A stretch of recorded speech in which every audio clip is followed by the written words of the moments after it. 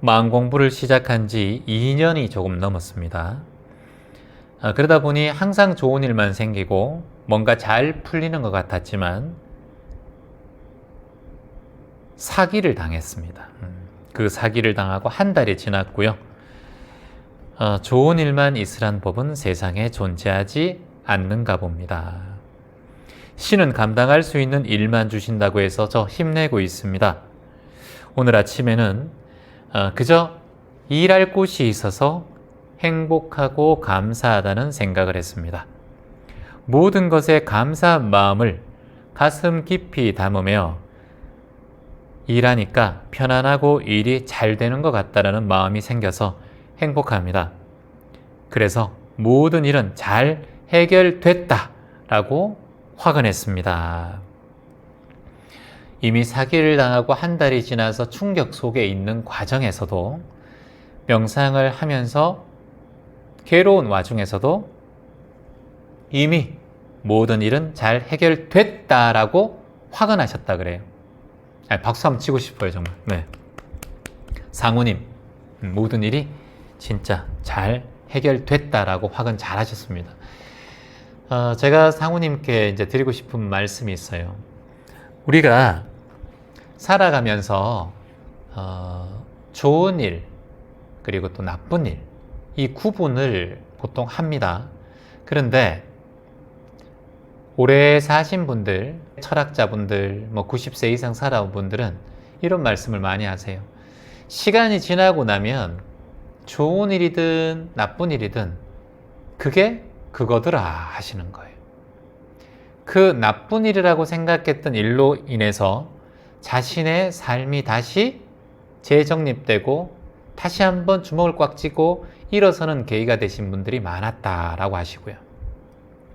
좋은 일만 생겼다고 생각했던 분들도 그 좋은 일 뒤에는 좋은 인연을 만나고 좋은 사람을 만나고 내가 원하는 자식이 태어나고 내가 원하는 결혼을 했지만 그 결혼을 통해서 가장 힘든 삶을 살아왔다라고 하는 분도 계세요. 그래서 이 좋고 나쁨, 불구부정, 비대비소, 부정불감이라는 말처럼 좋고 나쁘고는 본래 없다라고 마음을 내셨으면 좋겠습니다. 다만 인연에 따라서 그 일이 좋은 일이라고 표현할 수도 있고 다만 인연에 말미암아 이 일이 좋지 않은 일이라고도 말할 수 있다라는 거예요. 이것을 내가 좋다라고 생각했지만 그 좋다라고 생각했던 인연으로 인해서 가장 힘든 상황을 만드는 경우도 있습니다. 여러분이 가장 좋아하는 사람으로 통해서 그 사람 때문에 가장 큰 상처를 받을 수도 있어요. 제가 하나 소개할까요? 제가 20대 후반 정도 때 친구 한 명 있었어요. 외국인 친구. 그 친구 이름이 토마스인가 그 친구인데 그 친구가 제가 미군 부대에서 노래를 할 때가 있었어요. 제가 그때 돈벌이가 힘들어서 노래를 해서 돈을 벌 때예요. 미군 부대에 들어가면 거기에 클럽이 하나 있어요. 거기서 제가 기타를 치면서 노래를 해요. 막 코프 먹고 이런 클럽이 아니라 거기는 이제 피자를 드시고 그리고 이제 간단한 와인을 드시는 그런 클럽이었어요. 거기서 제가 통기타 노래를 부르면서 And now the end is near and so I fade 이렇게 My Way도 부르고 Love me tender Fly me to the moon and let me play among the stars 이런 노래도 부르고 막 하면 팁도 나오고 가장 좋았던 건 그 뷔페를 제가 하루에 한 끼 먹을 수 있다는 거예요. 그때는 배고플 때잖아요. 그러면 7시부터 라이브 하면은 한 6시 가서 제가 먼저 그 비닐봉지 딱 뜯기 전에 랩 딱 벗기기 전에 제가 가서 하나씩 먹는 거예요. 그게 참 좋았어요. 월급은 얼마 없었지만. 그런데 그렇게 노래를 하는데 저랑 제 노래를 좋아해 준 토마스라는 친구, 그 친구하고 좀 친하게 됐어요.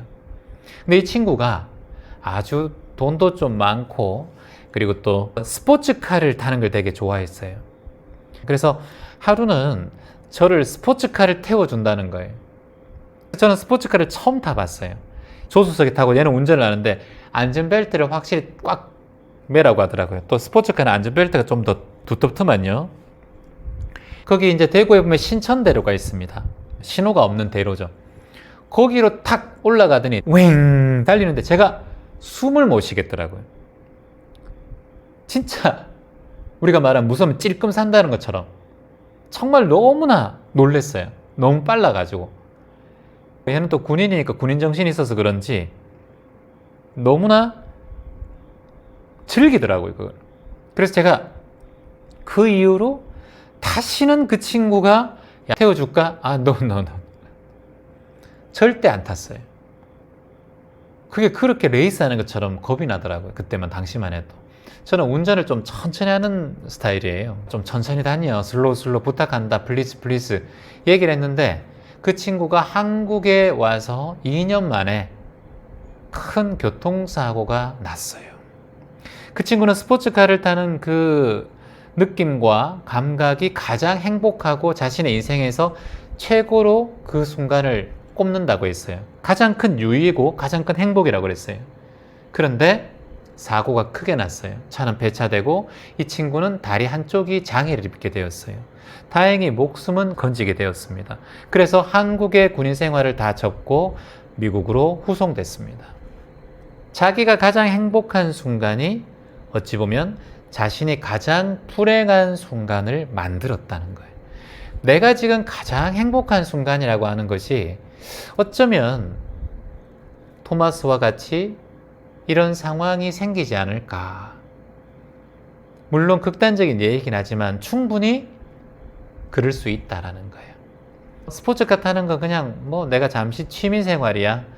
잠시 스트레스 푸네. 이 정도였으면 그 친구도 중도를 지키면서 속도에 대해서 그렇게 집중하지 않았을 거예요. 그런데 이 친구는 가장 행복한 순간이 스포츠카를 타면서 속도를 낼 때라고 집착을 했다라는 거예요. 그리고 더 많은 배기량, 더 빠른 자동차를 구매하기 위해서 노력했다라는 거예요. 이게 이제 뭐냐? 스피드에 대한 집착, 행복에 대한 집착, 본인의 관점에 대한 확고한 아상이라는 거예요. 그걸 통해서 본인이 큰 사고가 나고 결국은 불구가 되었다라는 거예요. 그래서 여기서 우리 가장 교훈이 뭔가요? 중도심인 거예요. 내가 뭔가 진짜 좋아하고 뭔가 내가 원하는 게 있다면 그 원하는 것을 올인하지 말고 다만 중도심을 가지고 물 흐르듯 그냥 알아차리면서 즐기고 알아차리면서 행해야 한다. 그렇지 않으면 인생에서 어떠한 일이 생길지 모른다. 채환님, 마음 공부하고 2년이 지나서 모든 게 잘 흘러가다가 그런데 사기를 당했습니다. 이랬어요. 근데 2년 동안에는 잘 흘러갔잖아요. 그리고 한 번 사기를 당했잖아요. 1년에 한 번 사기를 당한 게 아니잖아요. 6개월에 한 번 사기를 당한 게 아니잖아요. 그래도 마음 공부를 하고 명상 공부를 했기 때문에 사기를 당하고 한 달이 되고 지금 저에게 이런 댓글을 남기셨잖아요. 그래도 신은 감당할 수 있는 일을 주신다기에 오늘 아침에는 그저 이 일을 할 수 있음에 감사한 마음을 냈습니다. 이게 마음 공부한 사람과 마음 공부하지 않은 사람의 차이점이에요. 이제 마음 공부한 게 딱 드러나는 거예요. 이렇게 힘든 상황에도 본인은 알아차리고 있다라는 거예요. 그러니까 얼마나 감사한 일이에요. 안 그래요? 본인에게 칭찬하셔야 돼요. 그리고 또 본인이 감사한 마음을 가지니까 마음이 편하고 일이 더 잘 되더라 라고 말씀하셨어요. 이게 또 얼마나 감사한 일이에요. 마음 공부하지 않았으면 이런 마음이 올라옵니까? 올라오지 않습니다. 이런 말이 있어요, 여러분. 한 생각의 자비심은 곧 보살이요. 자, 한번 써볼까요?